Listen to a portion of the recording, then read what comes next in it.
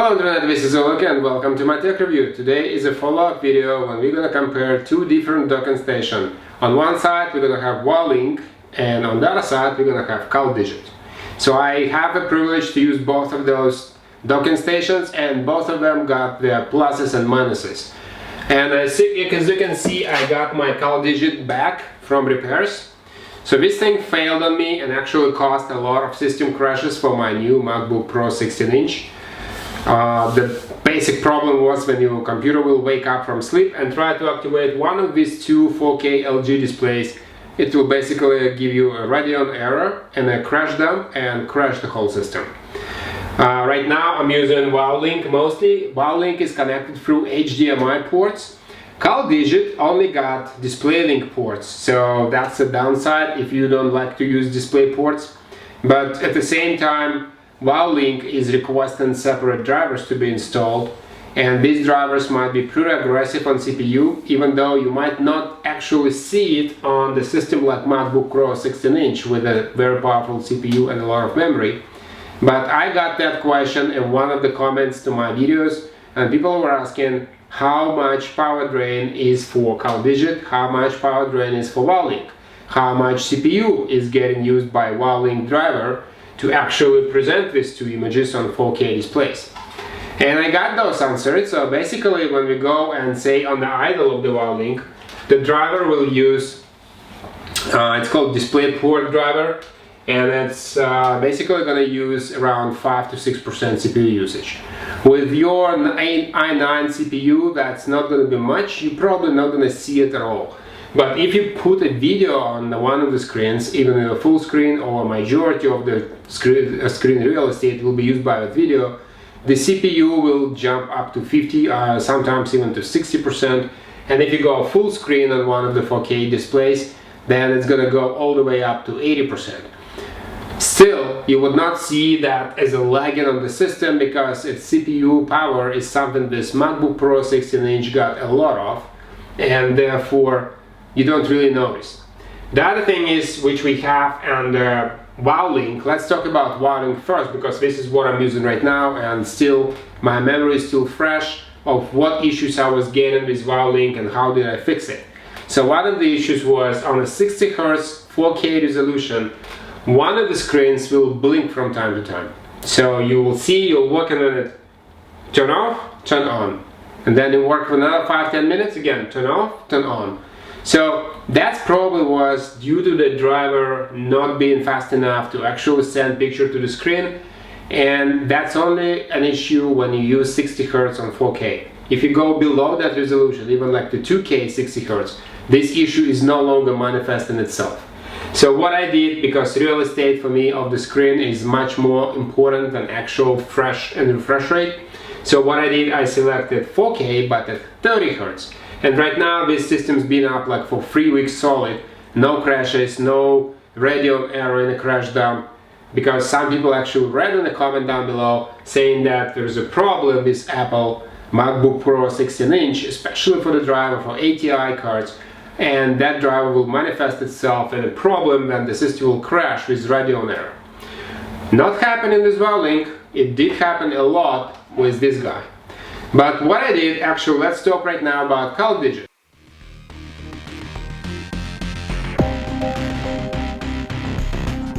I have a video right there about CalDigit when I was using it in the beginning of the year, and I actually truly believe that at that time it was one of the best docking stations. Maybe it still is, but one of the best docking stations on the market, especially for MacBook Pro 16-inch, especially if you're using it as a clamshell config like I do.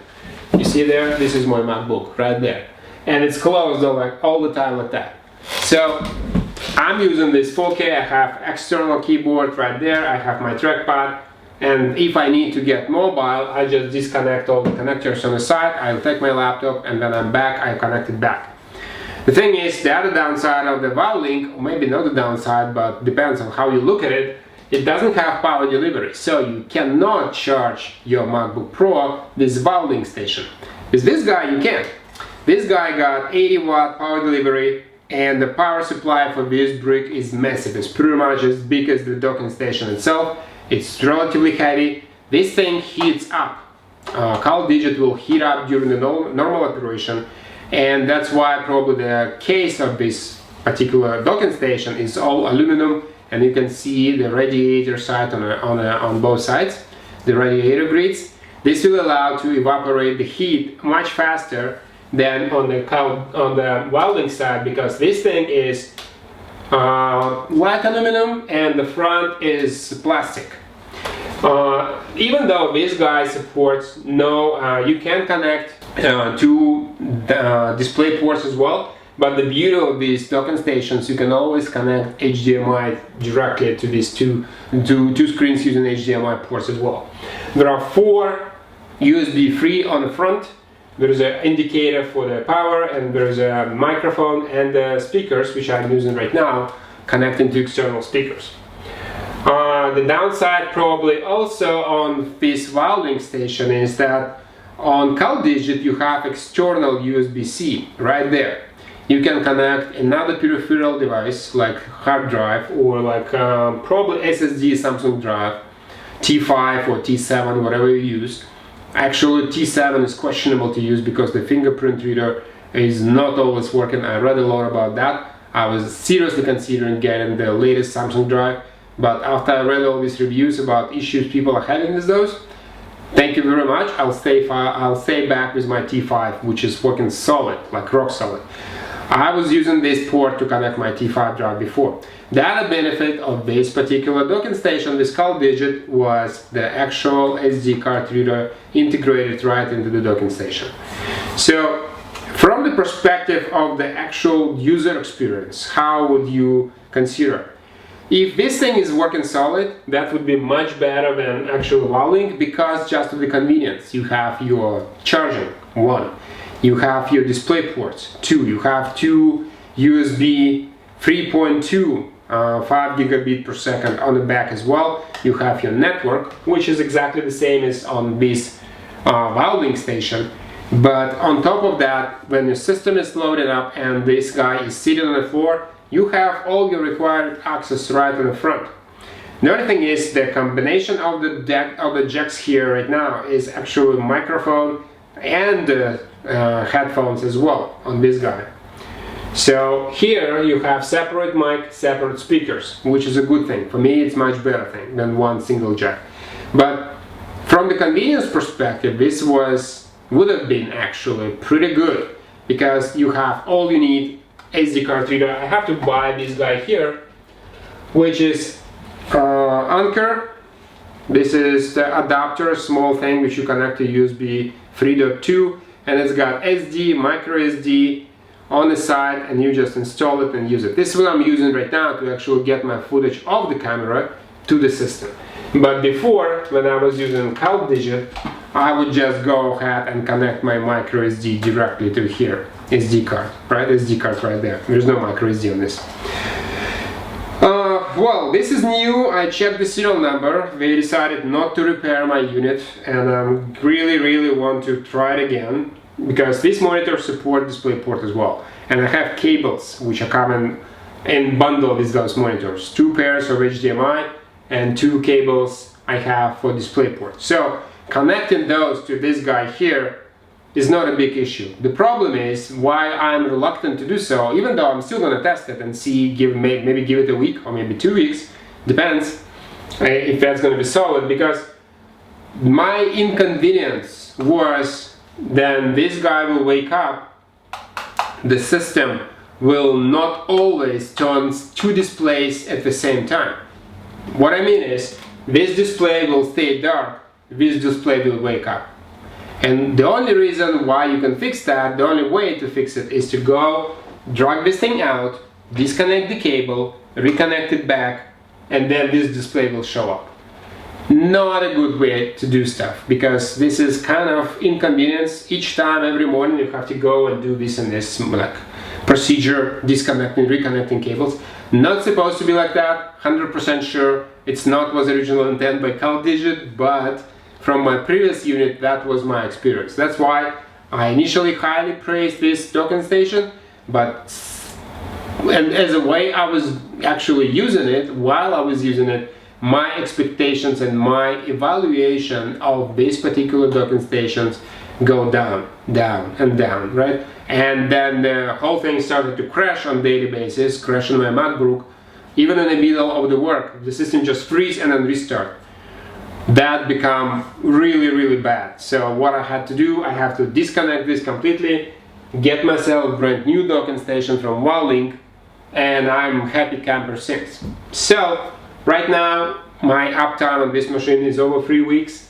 All I have to do is just wake up the system. The only downside of WavLink, I would say downside, but it's a questionable, right? If you use Apple Watch, like I do, you probably get spoiled to the usage of Apple Watch unlocking your system, right? When you come over, you click the spacebar or move your trackpad, and the system will wake up. It will sense your Apple Watch close by. It will unlock the system for you. Not working with WavLink. Why? Because WavLink is using DisplayPort driver, which is requesting share to be enabled for the screens. And when the share is enabled for the screens, activation and unlock of the machine using Apple Watch automatically become disabled. That's the downside. What you have to do is enter your password, or if your system is using 3 displays, meaning that you're using your MacBook Pro 16 also as a third screen, then you can just unlock it using fingerprint. Easy as that. But the convenience used to be when you come over, in ideal world, you come over, your system is up for 3 weeks or so, even more, unless you decide to reboot it. You click on a space bar or you move your hands over the trackpad, the system will wake up, sense your Apple Watch, open it up for you. That would be ideal. Unfortunately, it's either this guy or this guy which will have to be in place, and both got their own benefits and their own downsides. And from the actual driver installation for this guy, no driver needed. Like I specified in my video, over here, like again, the driver is not really needed for CalDigit. What it does, it's for better or worse, it will use the actual Apple drivers to actually activate the display, to simulate the 4K if you need to. You can go scale and you can do whatever you want.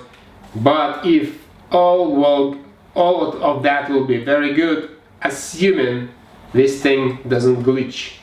Like disconnecting cables was really a nightmare. Every morning just drag it out. You see how far it is on my side. You have to pull it completely out, disconnect the cable, reconnect it back. Next morning, same thing. Oof, nightmare. So what I'm gonna do, I'm gonna try this right now for maybe 2 weeks, and then I'm gonna put in the comments to this video how was it, because if you have questions about specifics of working with WavLink or what is my experience, I already answered many questions about how user experience is using WavLink, and so far it's one of the best. Like SD card slot, not a problem. You have 4 USB 3 on the front. Definitely you can connect the adapter, even have adapter which is constantly connected permanently there, and all you have to do is just move the cards in and out. USB Type-C on the front for CalDigit to connect another hard drive. Well, maybe beneficial, maybe not. The speed of this thing is actually for data only, so USB-C 10 gigabit a second. Well, you would need actually very fast hard drive to make sure you can actually benefit from this 10 gigabit a second. Otherwise, 5 gigabit a second connection from USB 3.2 is way more than enough. Or you can go and do like I do right now. You have 4 USB Type-C on your MacBook Pro, so you can connect the external drives there directly as well. All for the better or worse, for the convenience and for actual solid and stability of the work. This is the main target here, because the last thing you want is a crash of the system in the middle of your work, especially if you're doing heavy projects. This thing will crash, you're gonna lose everything. And worst case scenario, it even try to corrupt your Final Cut library altogether, and you'll have to restore it. Been there, I saw it, I fixed it many times, Trust me, it's not pretty. So, what is the verdict of this video right now?